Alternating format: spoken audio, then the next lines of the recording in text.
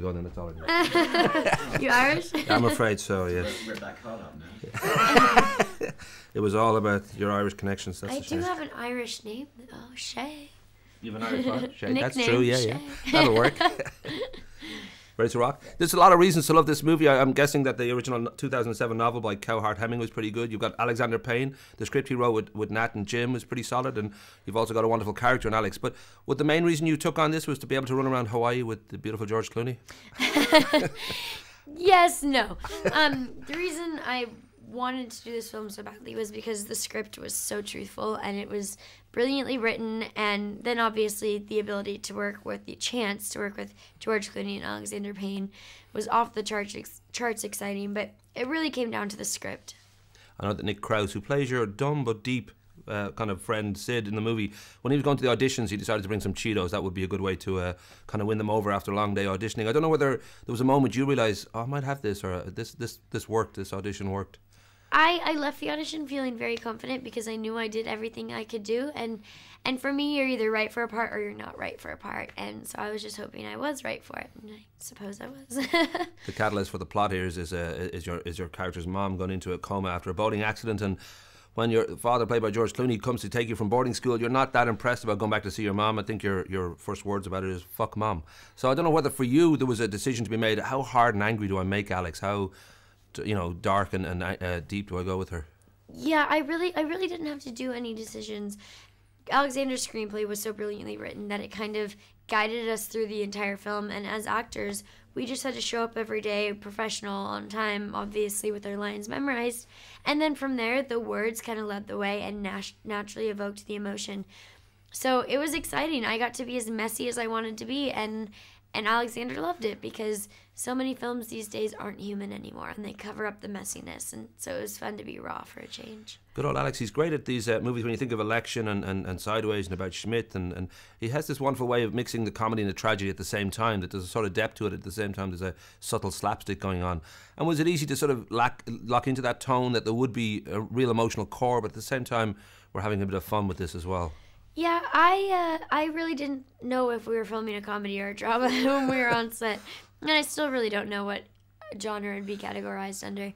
But again, I just put all my trust in that screenplay and in Alexander, and I'm not good at deciphering scripts or breaking them down, so I didn't necessarily see the really funny parts or the really sad parts. I just tried to stay as truthful as possible to the character and her arc and storyline. In sunny Ireland, this film comes out in February. Now, right now it's November, so we're months away from that whole award season, but already there's a buzz about this film. I know that just this week you just got nominated for the Gotham Independent Film in a nomination, and I would think, and LA Times have said that there's an Oscar, they feel there's an Oscar inevitably going to come your way, a nomination.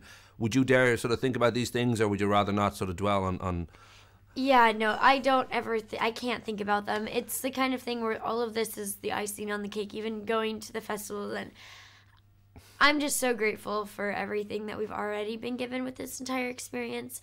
The 4 months in Hawaii shaped me as a human being, and that's all I could ask for.